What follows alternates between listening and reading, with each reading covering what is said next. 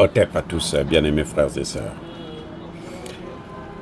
Ce que je vous ai toujours dit, que les propagandistes de la RDC ne vous diront jamais. Les Américains ont compris le message. J'ai toujours dit non, que ce n'est pas possible. S'ils voulaient régler cette affaire-là, on doit s'attaquer, on doit prendre des sanctions contre le Rwanda, contre Paul Kagame lui-même directement. C'est ce que maintenant le Congrès américain demande. Le Congrès américain demande à Donald Trump d'agir maintenant, pas attendre que les jours et les mois passent, pas attendre la fin des négociations ou l'application, attendre des mois, des années, non. Ils disent qu'ils reconnaissent qu'ils ont l'information que ça ne passe pas du tout correctement. Ça ne va pas. Ils ont l'information que Kagame continue à envoyer ses soldats en RDC et à massacrer des gens. Et eux qui, soi-disant, d'après eux-mêmes, qui se disent État, qui doit respecter les droits de l'homme, qui doit lutter contre les génocides, bon, ça c'est vraiment entre guillemets, parce que ce qui se passe en Palestine, là, nous savons tout ce qui se passe. Bon, bref. Mais ce qui nous intéresse, c'est le Congo. Parce que, bon, après tout, les Arabes, ce qu'ils viennent faire chez nous, en Afrique, ce n'est pas... c'est la même chose qu'ils sont en train de subir. C'est leur karma. Bref. La chambre... plutôt la sous-commission du Congrès américain chargée de l'Afrique a rédigé directement une lettre à Donald Trump.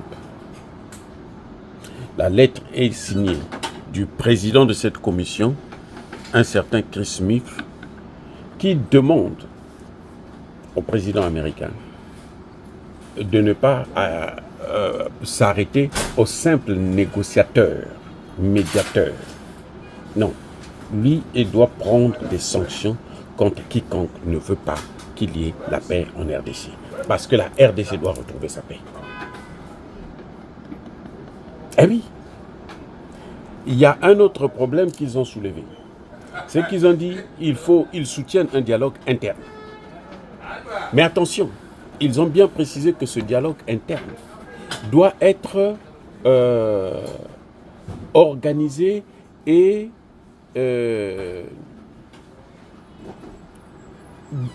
c'est par le gouvernement qui lui-même, ce gouvernement congolais, doit choisir la méthode. S'il veut passer par les églises Sanko et autres, j'espère que Tshisekedi ne va pas entendre cela comme étant, on lui a dit de négocier avec la Sanko ou bien de mettre la Sanko en charge de ce dossier-là.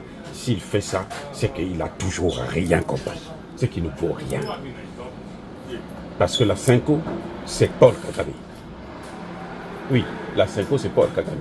Donc, avec lui là, les carottes sont cuites, c'est fini, il n'y a plus rien à retenir, il n'y a plus rien à voir avec lui. Il n'y a plus rien à voir avec tout ce qui est outil. Il faut qu'on aille au vrai dialogue où des vrais Congolais vont s'asseoir, pas avec les Banyamulenge parce qu'il n'y a pas de Tutsis congolais, il n'y a que des Congolais. Voilà. Nous qui venons ici, ceux qui ont vécu dans ces pays-là, j'ai vécu en Italie, en France, aux États-Unis et tout, nous savons quand nous venons dans ces pays, nous ne venons pas dire que nous sommes des Congolais américains, non. Ou tu es américain, ou tu ne l'es pas. Ici, il y a une particularité, on parle d'Africains américains, parce que ce sont des Africains qui sont là avant même que les autres là ne puissent être là. Les Africains sont là. Vous savez, quand on parle de Native American, vous croyez que c'est qui? Ce sont les Noirs. Ce ne sont pas les Indiens, ce sont les Noirs. Donc quand on parle d'Africains américains, c'est une autre chose, parce que nous sommes là avant. Mais nous, quand on vient ici, on ne se dit pas, non, on appartient à tel. on est américain ou on ne l'est pas du tout. Voilà ce qui se passe exactement. Voilà ce qui se fait. Donc, aujourd'hui, si Donald Trump avait peur d'avancer dans cette affaire, maintenant, il a toutes les cartes en main. Puisque c'est le Congrès américain qui valide les accords internationaux, vient de dire que, écoute, tu ne peux pas t'arrêter là à observer que Kagame puisse continuer à jouer. En fait, en d'autres termes, c'est ça que ça veut dire. C'est la diplomatie. Mais ça veut dire que tu ne peux pas continuer à laisser Kagame jouer comme il est en train de jouer. Eh oui. Et il va de la crédibilité. Je vous dis que si Trump règle cette affaire de la RDC, la plus grande chose qu'ils vont gagner, c'est la crédibilité, au moins en Afrique. Parce qu'au moins en Afrique, pour une fois, on pourra dire, ils ont apporté la paix. Même si on sait, bon, pour les naïfs, ceux qui oublient que non, ce n'est pas les Américains qui ont toujours bloqué la RDC, mais nous savons que la RDC est dans cette situation à cause des Américains, depuis la période des indépendances. Ce sont eux qui ont tout boycotté, qui ont tout fait, depuis même la Seconde Guerre mondiale. Parce qu'il ne faut pas oublier que la Seconde Guerre mondiale, l'arme atomique que les Américains ont eue là, l'uranium venait de la RDC.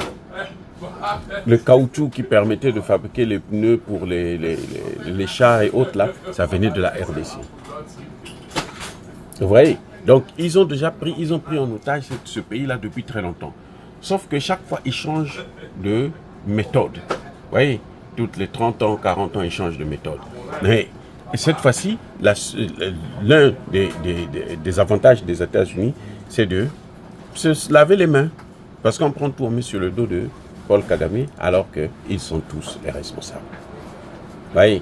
Donc, maintenant, le président américain doit faire sa part et le président Tshisekedi doit faire sa part. C'est certainement pour ça que le président américain a annoncé, depuis il y a 2 jours de cela, depuis l'Écosse, que lui, il va recevoir les 2 belligérants la semaine prochaine pour la signature d'un accord, probablement ce week-end. J'espère qu'il ne va pas changer encore d'idée comme lui, c'est Mabaloukan Tangou. Il change au gré du vent. Quand il y a beaucoup de vent, là, il change, il prend une autre date. Quand il y a un peu de vent, il prend aussi une autre date, et ainsi de suite. Bref, en tout cas, maintenant, il a toutes les cartes dans les mains, à lui de jouer. Mais, encore une fois, je répète, la plus grande responsabilité, là, le Congrès l'a dit, la plus grande responsabilité incombe à la RDC. Les États-Unis ne peuvent que accompagner le processus. Ils accompagnent seulement le processus. Ce n'est pas à eux de venir gérer la RDC. Eux, ils accompagnent la RDC, ils aident la RDC en fonction des demandes de la RDC. C'est la RDC qui doit dire, nous avons besoin de ceci, nous avons besoin de cela. Ce n'est pas à eux de gérer. Sinon, ça change tout. Donc, Tshisekedi doit reprendre ses responsabilités en réformant l'armée de fond en comble et l'administration. Les ambassades, on apprend qu'il y a des ambassades aussi qui sont pourries, des ambassadeurs qui servaient Kagame, la clique, que Tshisekedi a gardé toutes ces années. C'est incroyable. Mais bon, en tout cas, j'espère que le message va atteindre justement le président Tshisekedi et il va se réveiller désormais pour prendre vraiment toutes ses responsabilités. Soyez bénis.